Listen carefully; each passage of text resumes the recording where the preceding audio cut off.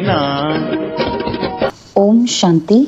आज 14 दिसंबर 2024 के साकार मधुर महावाक्य हैं। आज मीठे मीठे बाप दादा बोले, मीठे बच्चे, तुम्हारे पास मन मना भव और मध्यजी भव के तीक्ष्ण बाण हैं। इन्हीं बाणों से तुम माया पर विजय प्राप्त कर सकते हो। बाबा ने कहा, मीठे बच्चे, तुम्हारे पास मन मना भव और मध्यजी भव के तीक्ष्ण बाण हैं। इन्हीं बाणों से तुम माया पर विजय प्राप्त कर सकते हो। बाबा ने आज प्रश्न पूछा कि बच्चों को बाप की मदद किस आधार पर मिलती है और बच्चे बाप की शुक्रिया किस रूप से मानते हैं। तो उत्तर में बाबा ने समझाया कि जो बच्चे जितना बाप को प्यार से याद करते उतना बाप की मदद मिलती है। प्यार से बातें करो, अपना कनेक्शन ठीक रखो, श्रीमत पर चलते रहो तो बाप मदद करता रहेगा। बच्चे बाप की शुक्रिया मानते कि बाबा आप परम धाम से आकर हमें पतित से पावन बनाते हो। आपसे हमें कितना सुख मिलता है और प्यार में आंसू भी आ जाते हैं। ओम शांति। बच्चों को सबसे प्रिय है माँ और बाप, और माँ बाप को फिर बच्चे हैं बहुत प्रिय। तो अब बाप जिनको त्वमेव माता च पिता कहते हैं, लौकिक माँ बाप को तो कोई ऐसे कह ही ना सके। ये महिमा है जरूर, परंतु किसकी है ये कोई नहीं जानते कि किसके लिए हमने गाया कि तुम ही हो माता पिता, तुम ही हो। बाबा कहते हैं ये कोई नहीं जानते। अगर जाने तो वहां चला जाए और बहुतों को ले भी जाए, परंतु ड्रामा की भावी ही ऐसी है कि किसी को पता ही नहीं चलेगा। तो जब ड्रामा पूरा होता है तब ही आते हैं। बाबा कहते हैं ड्रामा का भावी ही ऐसा है, जब ड्रामा में होगा तभी आएंगे।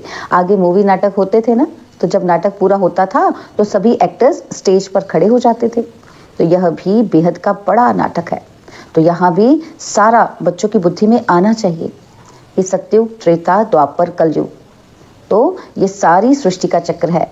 ऐसे नहीं कि मूल वतन सूक्ष्म वतन में चक्र फिरता है, सृष्टि का चक्र यहाँ ही फिरता है। तो गाया भी जाता है, एक ओंकार सतनाम कर्ता पुरख निर्भौ निर्वैर, है ना। तो बाबा कहते हैं ये महिमा किसकी है। भल ग्रंथ में भी सिख लोग महिमा करते हैं, गुरु नानक वाच। तो अब ये एक ओंकार, ये तो उस एक निराकार परमात्मा की ही महिमा है, परंतु यह लोग परमात्मा की महिमा को भूल गुरु नानक की महिमा करने लगते हैं। सतगुरु भी नानक को समझ लेते हैं। वास्तव में सृष्टि भर में महिमा जो भी है उस एक की ही है और कोई की महिमा है नहीं। और अभी देखो, ब्रह्मा में अगर बाबा की प्रवेशता नहीं होती तो ये कौड़ी तुल्य है। अभी तुम कौड़ी तुल्य से हीरे तुल्य बनते हो। कैसे? परमपिता परमात्मा के द्वारा। अब है पतित दुनिया, ब्रह्मा की रात्रि, और पतित दुनिया में जब बाप आते हैं, जो उनको पहचान लेते हैं वो उन पर कुर्बान जाते हैं। कौन कुर्बान जाते हैं?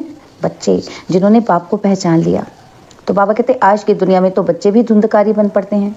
देवताएं कितने अच्छे थे, अभी वह पुनर्जन्म लेते लेते तमो प्रधान बन गए हैं।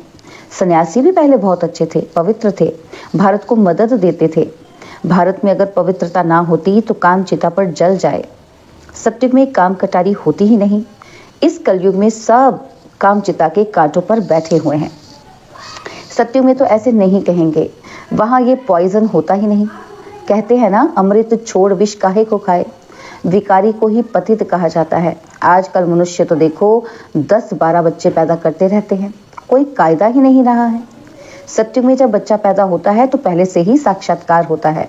शरीर छोड़ने के पहले भी साक्षात्कार होता है कि हम ये शरीर छोड़ जाकर बच्चा बनूंगा।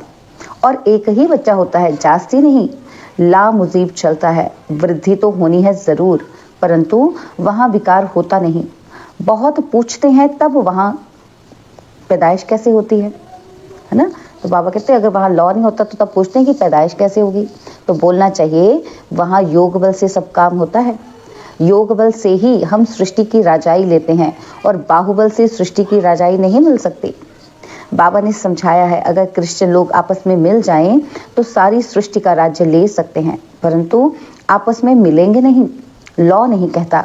इसलिए 2 बिल्ले आपस में लड़ते हैं तो माखन तुम बच्चों को मिल जाता है। श्री कृष्ण के मुख में माखन दिखाया है, यह सृष्टि रूपी माखन है। बेहद का बाप कहते हैं यह योग बल की लड़ाई शास्त्रों में गाई हुई है, बाहुबल की नहीं। उन्होंने फिर हिंसक लड़ाई शास्त्रों में दिखा दी है, उनसे अपना कोई संबंध नहीं है। पांडवों कौरवों की लड़ाई है नहीं। यह अनेक धर्म 5000 वर्ष पहले भी थे जो आपस में लड़कर विनाश हुए। पांडवों ने देवी देवता धर्म की स्थापना की। यह है योग बल जिससे सृष्टि का राज्य मिलता है। माया जीत जगत जीत बनते हैं। सत्युग में माया रावण होता नहीं, वहां थोड़ी रावण का बुत बनाकर जलाएंगे। बुत कैसे कैसे बनाते हैं? ऐसा कोई दैत्य व असुर होता ही नहीं। तो ये भी नहीं समझते कि 5 विकार स्त्री के हैं और 5 विकार पुरुष के हैं। उनको मिलाकर 10 शीश वाला रावण बना देते हैं। जैसे विष्णु को भी 4 भुजाएं देते हैं। मनुष्य तो ये कॉमन बात भी समझते नहीं है, बड़ा रावण बनाकर जलाते हैं। मोस्ट बिलवेड बच्चों को अभी बेहद का बाप समझाते हैं। बाप को बच्चे तो हमेशा नंबरवार प्यारे होते हैं। कोई तो मोस्ट बिलवेड भी हैं और कोई कम प्यारे भी हैं। जितना सिकिलदी बच्चा होगा उतना जास्ती लव होगा। और यहाँ भी जो सर्विस पर तत्पर रहते हैं, रहम दिल रहते हैं, वो प्यारे लगते हैं। भक्ति मार्ग में रहम मांगते हैं ना कि खुदा रहम करो, मर्सी ऑन मी। परंतु ड्रामा को कोई जानते नहीं। जब बहुत तमो प्रधान बन जाते हैं तब ही बाबा का प्रोग्राम है आने का। ऐसे नहीं कि ईश्वर जो चाहे कर सकते हैं या जब चाहे आ सकते हैं। अगर ऐसी शक्ति होती तो फिर इतनी गाली क्यों मिले, वनवास क्यों मिले? ये बातें बड़ी गुप्त है। श्री कृष्ण को तो गाली मिल न सके। कहते हैं भगवान यह नहीं कर सकता, परंतु विनाश तो होना ही है, फिर बचाने की तो बात ही नहीं। सभी को वापस ले जाना है। स्थापना विनाश कराते हैं तो जरूर भगवान होगा ना। परमपिता परमात्मा स्थापना करते हैं, किसकी? क्या स्थापन करेंगे? तो मुख्य बात तो तुम पूछो कि ये गीता का भगवान कौन? सारी दुनिया इसमें मूंझी हुई है और उन्होंने तो मनुष्य का नाम डाल दिया है। आदि सनातन देवी देवता धर्म की स्थापना तो भगवान बगैर कोई कर ही नहीं सकता। फिर तुम कैसे कहते हो ये श्री कृष्ण गीता का भगवान है? विनाश और स्थापना कराना किसका काम है? गीता के भगवान को भूल गीता को ही खंडन कर दिया है। तो बाबा कहते हैं ये बड़े से बड़ी भूल है। और दूसरा, फिर जगन्नाथपुरी में देवताओं के बड़े गंदे चित्र बनाए हैं। गवर्नमेंट की मना है गंदे चित्र रखने की, तो इस पर समझाना चाहिए। इन मंदिरों पर कोई की बुद्धि में ये बातें आती ही नहीं। ये बातें बाप ही बैठ समझाते हैं। बाबा कहते देखो बच्चियां कितना प्रतिज्ञा पत्र भी लिखती हैं, खून से भी लिखती हैं। एक कथा भी है ना कि श्री कृष्ण को खून निकला तो द्रौपदी ने अपना चीर फाड़ कर बांध दिया।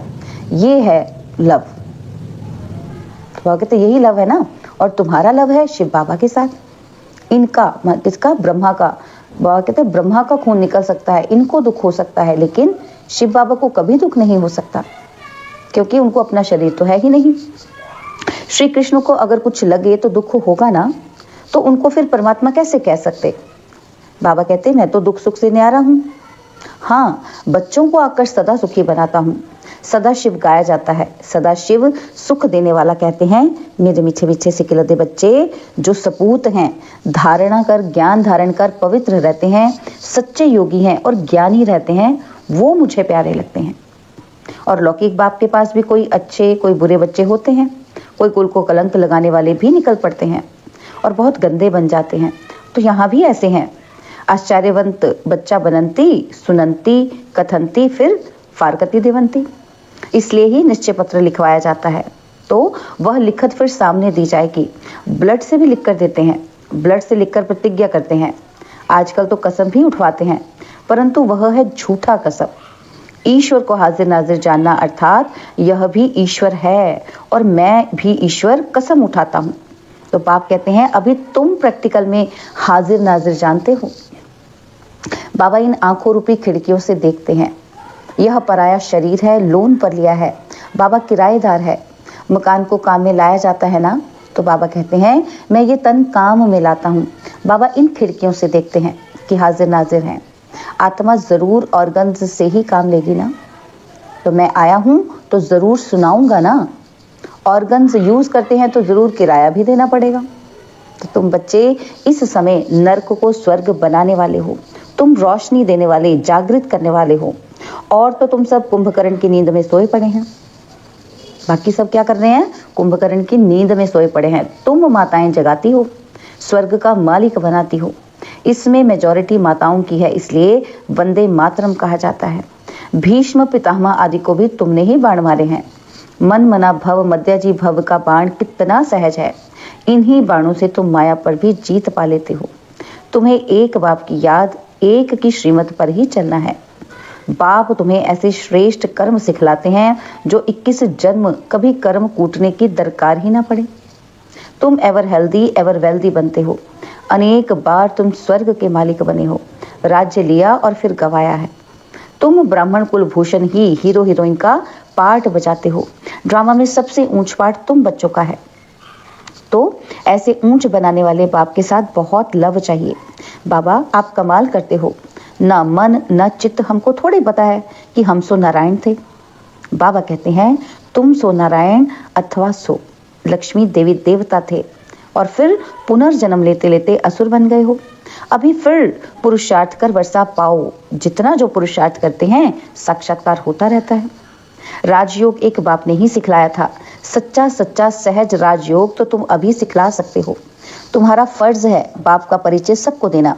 सभी निधन के बन पड़े हैं। यह बातें भी कल्प पहले वाले कोटों में कोई ही समझेंगे। बाबा ने समझाया है, सारी दुनिया में महान मूर्ख देखना हो तो यहाँ देखो।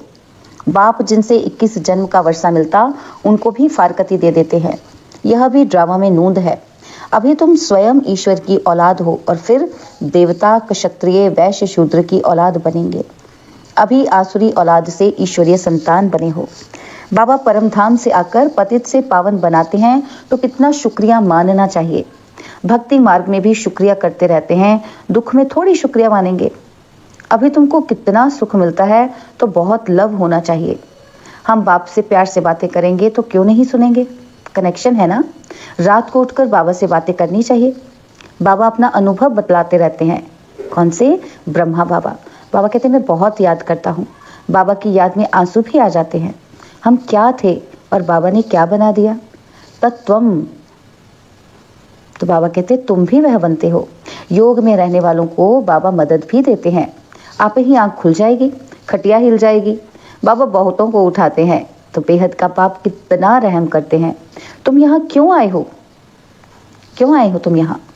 कहते हो बाबा भविष्य में श्री नारायण को वरने की शिक्षा पाने आए हैं और अथवा लक्ष्मी को वरने के लिए ये इम्तिहान पास कर रहे हो। बाबा कहते कितना वंडरफुल स्कूल है, कितनी वंडरफुल बातें हैं। तो बाबा कहते ये तो बड़ी यूनिवर्सिटी है, परंतु गॉडली यूनिवर्सिटी नाम रखने नहीं देते हैं। एक दिन जरूर मानेंगे, आते रहेंगे, कहेंगे कारोबार और ये कितनी बड़ी यूनिवर्सिटी है। बाबा तो अपने नयनों पर बिठाकर तुमको पढ़ाते हैं। कहते हैं तुमको स्वर्ग में पहुंचा देंगे। तो ऐसे बाबा से कितनी बातें करनी चाहिए। फिर बाबा बहुत मदद करेंगे। जिनके गले घुटे हुए हैं उनका ताला खोल देंगे। रात को याद करने से बहुत मजा आएगा। बाबा अपना अनुभव बतलाते हैं कि मैं कैसी बातें करता हूँ अमृत वेले। बाप बच्चों को समझाते हैं खबरदार रहना, कुल को कलंकित नहीं करना, 5 विकार दान में देकर फिर वापस नहीं लेना। अच्छा, मीठे मीठे सिकिलदे बच्चों प्रति माता पिता बाप दादा का याद प्यार और गुड मॉर्निंग। रूहानी बाप की रूहानी बच्चों को नमस्ते। हम रूहानी बच्चों की रूहानी बाप दादाजी को दिलवा जान सिकवा प्रेम से नमस्ते। ओम शांति। प्यारे बाबा, मीठे बाबा, मेरे बाबा, शुक्रिया बाबा, शुक्रिया बाबा, शुक्रिया। धारणा के लिए मुख्य सार है। पहला पॉइंट है बाप का प्रिय बनने के लिए रहमदिल बन सर्विस पर तत्पर रहना है। सपूत आज्ञाकारी बन सच्चा योगी व ज्ञानी बनना है। और सेकंड पॉइंट है अमृत वेले उठ बाप से बहुत मीठी मीठी बातें करना है। बाप का शुक्रिया मानना है। बाप की मदद का अनुभव करने के लिए मोस्ट बिलवेड बाप को बड़े प्यार से याद करना है।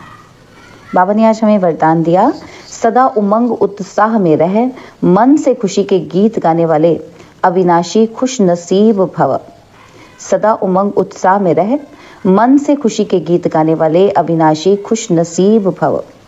आप खुश नसीब बच्चे अविनाशी विधि से अविनाशी सिद्धियां प्राप्त करते हो।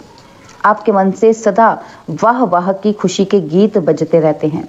वाह बाबा, वाह तकदीर, वाह मीठा परिवार, वह श्रेष्ठ संगम का सुहावना समय, हर कर्म वाह वाह है। इसलिए आप अविनाशी खुश नसीब हो। आपके मन में कभी वाय वाय नहीं आ सकता। वाई के बजाय वाह वाह और आई के बजाय बाबा बाबा शब्द ही आता है। स्लोगन है, जो संकल्प करते हो उसे अविनाशी गवर्नमेंट की स्टैंप लगा दो तो अटल रहेंगे। जो संकल्प करते हो उसे अविनाशी गवर्नमेंट की स्टैंप लगा दो तो अटल रहेंगे। ओम शांति।